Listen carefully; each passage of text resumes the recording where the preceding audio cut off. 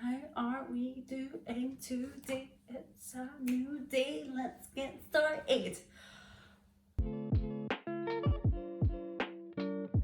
Hi guys, I hope you're doing well. Welcome back to my channel.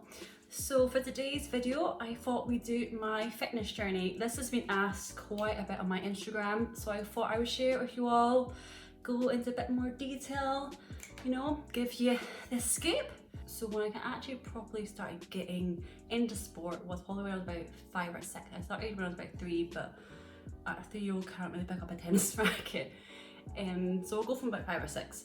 This is when I was starting doing sport quite a bit during the week. Did that to about 12 or 13, and along with doing all my different sports, I was doing creative arts and like other activities on the side. So you could say I didn't have a lot of time to to socialise and all that sort of jazz.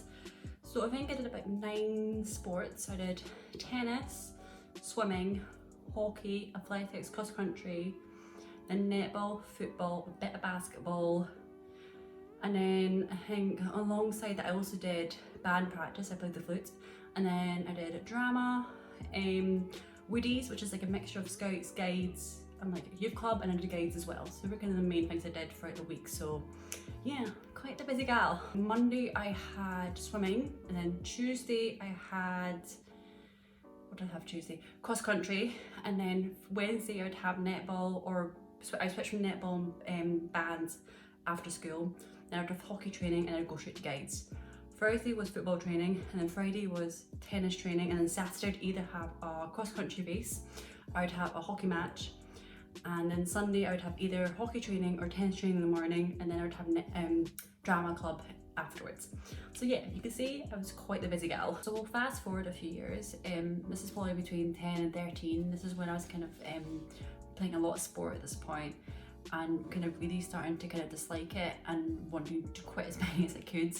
I think this is a time where I struggled quite a bit, as I have 2 brothers who are really sporty. My older brother, he played for Scotland under 18s and under 21s for hockey, and then Murray, who's also very good at hockey and football. So I did feel quite out of place. I didn't feel A, I was working hard enough, B, I didn't feel good enough, and C, I didn't think I was good enough in my parents' eyes, but I do remember my first ever race, I cried. Obviously in the races, like the cross country races, they use a gun to say go. And I just remember crying, refusing to come off that start line. I think probably another reason why I hated it so much was there's no females. I don't remember many females getting involved with sport at my age. It was mostly guys, and obviously I think I was a bit of a wimp at that age, and I just remember playing tennis and having the boys were just whacking it down the court. And I also just remember being at tournaments and getting thrashed by boys that are a couple of years older than me, and it wasn't fair. And that was probably one of the main reasons why I quit so many sports, which I do look back on and I regret it. Like, I wish I just stuck it up and kept going, because I was pretty good at tennis, not to toot my own horn, but I think I could have done quite well. But yeah, that's one of the reasons why I love to support girls in sport, and especially tennis, because we don't have any female tennis players that are good. Okay, let's get to the deep stuff. So we finally quit all the sports. I was in school. I probably was in about, I think, a 3rd year, which would be about 13, 14ish. I think that's right. And where my school was, there was a lot of shops. So I would just eat crap all the time and not doing any workout at all.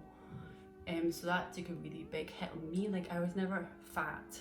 Like, I was only like about size 12, maybe I pushed 14, but I felt fat. I felt huge, which I know I'm like, it's ridiculous because I look back on it and you weren't fat at all, but that's how my mind saw it. So I kind of really hated myself, but then again, I loved food too much to kind of stop eating. Yeah, it was weird. A lot of my friends were skinny as well, which just makes it worse, and you kind of feel like, why am I bigger? So yeah, I actually just remember, there's a picture I posted on my Instagram of me, like, when you do that, you stand but you like bend your stomach and take a picture and then makes your legs look skinnier. I did that, and I said, I remember the caption was, oh my god, my legs look so fat here. And I'm like thinking about it and I'm like, that's not right. Something's not right, because I was a bloody twig. If I can find the photo, I'll insert it, but I think I deleted it. I was very lucky enough never to get to that extreme of having some sort of eating disorder. I'm very lucky, and anyone that does suffer from that, I'm sorry. That's why I don't like kind of talking about this a lot, because I feel like I don't have the information or the experience to connect and relate. But I can relate in the fact of knowing how crap you can feel due to your body. So you can say I gained a bit of weight during maybe stopping my sport with about 12 to about 16. 17 maybe a push. I don't talk a lot about this, about my mental health a lot, because I feel like there's still a taboo around it, which is ridiculous. So even now this feels a bit weird talking about it. So this is when I started going to the gym a bit more, absolutely hating every single minute of it.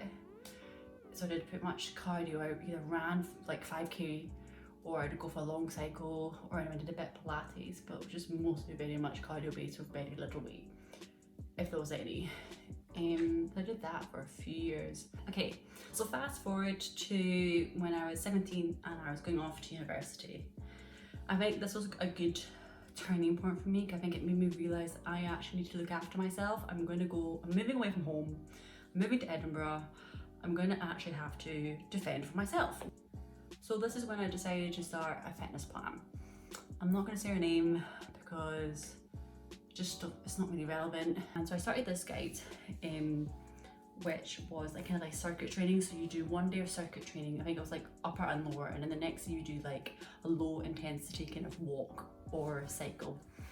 At this point, I was still very self-conscious in the gym. I think I was still in that mentality of having to do cardio, and if I don't do cardio, I will not lose weight, which is a horrible mindset to be in, but so many females are, and it's rubbish. I just thought walking on a treadmill is not really working out or working hard enough. Like, I've always been drilled into my brain from the age of like 6, is if you're not working hard, you're not working out. If you're not got a sweat on, you're not working out. Which sometimes is why I still struggle to this day. Like when I'm doing an upper body session and I may not be sweating, I'm like, have I worked hard enough? I felt in the gym, which is ridiculous, that I was getting judged by people because I was walking on a treadmill. Like I wasn't getting a sweat on, or I wasn't, working hard enough, which is ridiculous. So instead of walking, I would do a 40-minute run, 40-minute jog, 40-minute intense cycle, because I was still in that mentality, I need to burn calories, I need to do cardio, or I'm not gonna lose weight. It sucks looking back on it, thinking that was my mentality for so many years. So I did that for about a good year and a bit, and then it's when I started to develop my knee injury, because obviously I'm not resting enough. When I was supposed to be resting, I wasn't resting, and then I decided to stop and just let my knee kind of rest up a little bit. And it wasn't until I kind of left university in 2017, I left a year early, I then came across Busy Bee Caris on YouTube. If you don't follow her, please do, she's amazing. I'll leave her links below. And I was so fascinated by her, journey with weight training, and I instantly, fell in love with the process. And then I got her guide, did that for about a year and loved it. And then I stopped that and I kind of just started learning for myself. This is when I started my Instagram as well. So I was following so many amazing, inspiring girls online and learning from them, and learning, just researching everything I could about, the fitness industry and weights. And that's kind of where I am now. 2 years later, it's been amazing. Not just like the physical changes, but I think my mental health and my well-being has never been better than it was when I was 15 years old. Obviously there's days when I still feel quite crap, I don't feel the best, but we learn from those and it makes us stronger. I think it was probably one of the best decisions of my life, and I don't know where it would be now if I hadn't taken that turn. But I think that's pretty much it. I don't think I missed anything out. I hope not. Please like and subscribe, and please turn on the notification bell if you want to hear more about my next videos.